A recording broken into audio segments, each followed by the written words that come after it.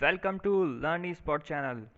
सो guys, आज Indian banking sector से big news आ रही है हमारे पास। Kotak Mahindra bank is now the most expensive bank stock in the world. तो पूरे वर्ल्ड में जो सबसे एक्सपेंसिव जिस बैंक का बैंक स्टॉक है वो बन चुका है हमारे देश का Kotak Mahindra bank. So guys, अगर आपने अभी तक हमारा चैनल सब्सक्राइब नहीं किया है तो please subscribe our channel for such more updates. तो सबसे पहले जानते हैं कि कोटक महिंद्रा बैंक के बारे में कि क्या है कोटक महिंद्रा बैंक, कब डेवलप हुआ था। तो सबसे पहले आप जानिए, ये हमारा एक प्राइवेट सेक्टर बैंक है। This is a private sector bank of India. इसका हेडक्वार्टर गाइस मुंबई में स्थित है, विच इज़ इन महाराष्ट्र। ठीक है, तो मुंबई में इसका हेडक्वार्टर है। आरबीआई ने इसको लाइसेंस 2003 में दिया था। ठीक है, तो इस बैंक को बैंकिंग रेगुलेशन एक्ट के तहत 2003 में एक बैंक की तरह फंक्शनिंग के लिए लाइसेंस आरबीआई की तरफ से मिला था।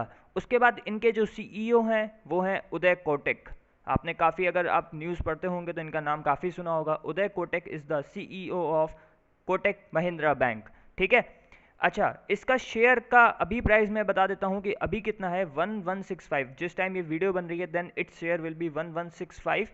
और एक बात याद रखिए, 1.28% इसका शेयर अभी इंक्रीज हुआ है। ठीक है गाइस, उसके बाद इसकी बहुत सारी सब्सिडरीज भी हैं। ये सिर्फ बैंक की तरह काम नहीं करता है, इसकी बहुत सारी सब्सिडरीज भी हैं। जैसे आपने सुना होगा कोटक सिक्योरिटीज़, ठीक है, Kotak life insurance, Kotak Mahindra general insurance. तो ये सब इसकी क्या है गाइस, सब्सिडरीज भी हैं।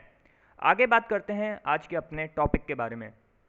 तो ब्लूमबर्ग का एक डाटा आया है जिसमें बताया गया है कि Kotak Mahindra bank currently commands a price to book value which is as high as 4.5 times compared to 2.7 for HDFC Bank and 1.6 for ICICI Bank। तो लगभग 4.5 टाइम्स इसकी जो प्राइस टू बुक वैल्यू है वो इंक्रीज हुई है। तो गाइस, सबसे पहले समझते हैं कि ये प्राइस टू बुक वैल्यू क्या होता है।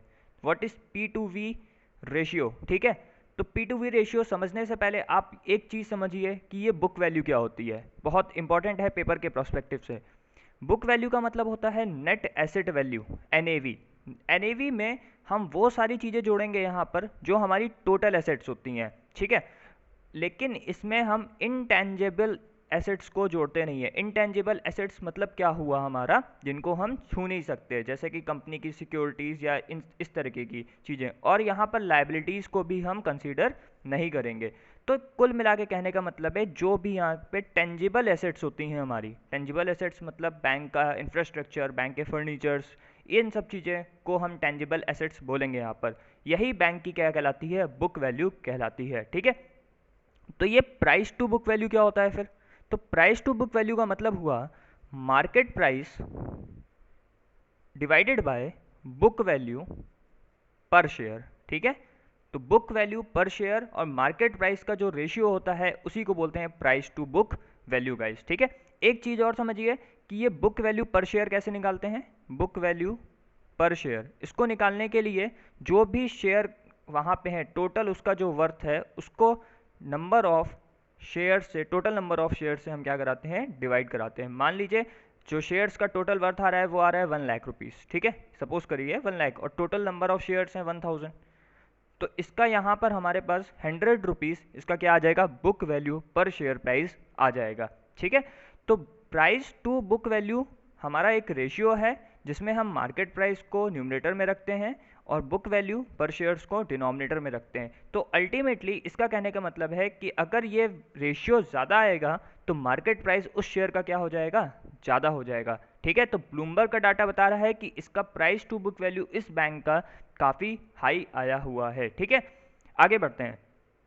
Kotak Mahindra bank, HDFC bank और आईसीआईसीआई बैंक, ये हमारे पूरे वर्ल्ड के 6 मोस्ट एक्सपेंसिव बैंक में से 3 जो बैंक हैं वो भारत के ही हैं। ठीक है गाइस, तो बहुत बड़ी बात है, यानी 40 बैंक्स का एक सर्वे हुआ है यहाँ पर और उसमें बताया जा रहा है कि जो टॉप 6 में हैं बैंक, उनमें 3 हमारे इंडिया के ही हैं, कोटक, एचडीएफसी और आईसीआईसीआई। और उसमें भी नंबर 1 पे कौन आ चुका है, कोटक महिंद्रा बैंक। काफ़ी गर्व की बात है हमारे लिए। Only banks with a minimum market capitalisation of $25 billion. तो $25 बिलियन के ही बैंक्स को, जिनका मार्केट कैपिटलाइजेशन है, उनको ही इन 40 बैंकों की कैटेगरी में रखा गया है। ठीक है, उसके बाद बात करते हैं क्या कोटक महिंद्रा बैंक का जो डिपॉजिट बेस है वो भी 16.54% बढ़ा हुआ है ईयर टू ईयर में, 2.62 लाख करोड़ रुपीस। ठीक है, तो यहाँ पर कितना बढ़ चुका है, 2.62 लाख करोड़ इस टाइम यहाँ का करंट क्या है, डिपॉजिट बेस है। ठीक है, फाइनेंशियल ईयर 20 में driven by 24.5% growth in CASA. तो करंट अकाउंट सेविंग अकाउंट में भी कितने का राइज देखने को मिलता है, 24.5% का इंक्रीज देखने को यहाँ पर मिल रहा है कोटक महिंद्रा बैंक में। अब यहाँ का जो कासा रेशियो है, कासा रेशियो का मतलब होता है current account upon saving account का जो रेशियो है वो भी 367 बेसिस पॉइंट मतलब कि 56.2% बढ़ा है। इसका मतलब समझिए, इसका मतलब ये हुआ कि current account upon saving account का रेशियो बढ़ा है, तो इसका मतलब करंट अकाउंट डिपॉजिट ज़्यादा हुआ ना। तो करंट अकाउंट जिस भी बैंक का ज़्यादा होगा उस बैंक को हम एक हेल्दी कंडीशंस में समझते हैं। ठीक है, आगे बढ़ते हैं गाइस। उसके बाद यहाँ पर दर्पण शाह जो कि HDFC सिक्योरिटीज़ में रिसर्च एनालिसिस्ट हैं, वो क्या बताते हैं, कोटक महिंद्रा बैंक का सबसे पहला तो कैपिटल बेस बहुत मजबूत है। जैसा आपने देखा ना, इसका बुक वैल्यू पर शेयर और मार्केट प्राइस बड़ा है, तो इसीलिए इसका प्राइस टू बुक वैल्यू ज़्यादा है। उसके बाद ये काफ़ी स्टेबल बैंक है, अभी तक इस पर कोई खास ऐसा गवर्नमेंट का इफेक्ट नहीं देखने को मिला या फिर एक्सटर्नल इफेक्ट्स देखने को नहीं मिले। यहाँ का डिपॉजिट फ्रेंचाइजी काफ़ी स्ट्रॉन्ग है और सुपीरियर अंडर राइटिंग प्रैक्टिसेस है, यानी यहाँ पर जो भी चीज़ों को अपनाया जाता है वो काफ़ी अप टू द मार्क हैं। तो ये सारी चीज़ें इसको बेस्ट इन सेक्टर बनाती हैं इस बैंक को। ठीक है, कोटक महिंद्रा बैंक जो कि 7500 करोड़ रुपए शेयर्स के थ्रू रेस करना चाहता है, वो अपनी टायर 1 कैपिटल रेशियो में भी सबसे बड़ा माना जा रहा है इस टाइम। तो गाइस सबसे पहले समझते हैं what is tyre 1 capital ratio. तो देखिए, टायर 1 कैपिटल रेशियो एक कोर कैपिटल होती है। ठीक है, किसी भी बैंक की अगर आपको परफेक्ट बैंक्स कैपिटल चेक करनी है तो वो होती है टायर 1 कैपिटल। ठीक है, उसके बाद यहाँ पर जो बैंक स्टोर्ड करता है फंक्शनिंग के लिए मनी, सारे रिस्की ट्रांजेक्शन्स वो परफॉर्म करता है, जैसे कि इन्वेस्टिंग, ट्रेडिंग या फिर लेंडिंग। तो उन सारी चीज़ों के लिए भी बैंक जो अपना कैपिटल स्टोर करता है उसको भी हम कह सकते हैं टायर 1 कैपिटल। ठीक है गाइस, तो ये भी इसका काफ़ी ज़्यादा दिखाया जा रहा है। The tier 1 capital ratio of bank stood at 17.3% ऑफ March 2020 compare to 17.2% of HDFC bank. तो HDFC का 17.2 है और कोटक का कितना है, 17.3, यानी हर मामले में कोटक महिंद्रा बैंक इस टाइम HDFC बैंक और अदर बैंक से नंबर 1 पे जा रहा है। तो गाइस यहाँ पर एक सबसे बड़ा क्वेश्चन तैयार होता है कि हम लोग जब भी एक डाटा पढ़ते हैं तो उसमें हम लोग हमेशा देखते हैं।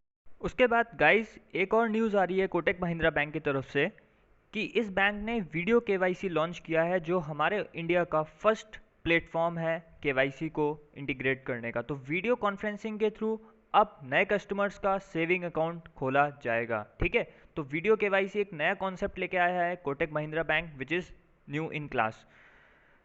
न्यू कस्टमर्स के लिए full flashed Kotak 811 saving accounts जो खुलवाना चाहते हैं अपना, उनके लिए ये प्रोग्राम को चालू किया गया है। ठीक है, सबसे पहले तो इसको पायलट बेसिस पे स्टार्ट किया जाएगा और उसके बाद धीरे धीरे हम इसको कोटक महिंद्रा बैंक अलग अलग प्लेटफॉर्म्स पे भी इंट्रोड्यूस करेगा।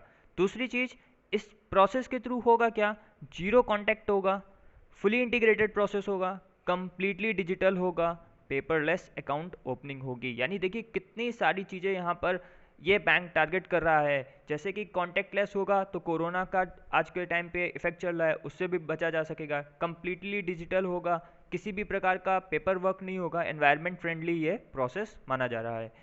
तो is the first bank to integrate, पहला बैंक ऐसा बन गया है। ठीक है, उसके बाद कस्टमर्स का जो सिग्नेचर होगा वो वाया वीडियो रिकॉर्डिंग होगा बैंक के थ्रू, जिसमें एलिमिनेट किया जाएगा कस्टमर को किसी भी बैंक ब्रांच में विजिट करने के लिए। ठीक है, या फिर बायोमेट्रिक वेरिफिकेशन के लिए और शेयरिंग ऑफ फिजिकल डॉक्यूमेंट्स, ये सब चीज़ें नहीं कराई जाएंगी। It is a complete video KYC is completed जब हो जाएगा तो कस्टमर अपना एक फुल फ्लेश्ड बैंक अकाउंट किसी भी बिना रिस्ट्रिक्शंस और डिपॉजिट या अकाउंट बैलेंसेस के खोल सकता है। So guys this is the end of this video. तो आप प्लीज़ कमेंट सेक्शन में एक चीज़ ज़रूर बताइए कि क्या प्राइवेटाइजेशन या प्राइवेट बैंक्स अच्छा कर रहे हैं आज के टाइम में पब्लिक सेक्टर बैंक से, या किसमें ज़्यादा एफिशिएंसी है।